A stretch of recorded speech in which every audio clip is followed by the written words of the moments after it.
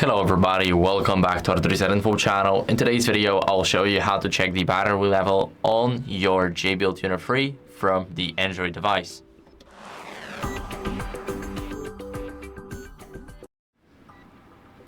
So, it is very simple. All you guys have to do is unlock your device first, then go over into the JBL Portable app. There's a tutorial on our channel on how to set everything up, how to install the app, and how to set up our speaker. Now, let's click on the speaker, and as you guys can see, here we have the percentage. It's 55% right now. So this is how you guys can check the battery level on an Android device for your JBL Tuner 3. That's it for the video. I hope it was helpful. If it was, then leave a like, subscription, and a comment, and I'll see you in the next one. Bye.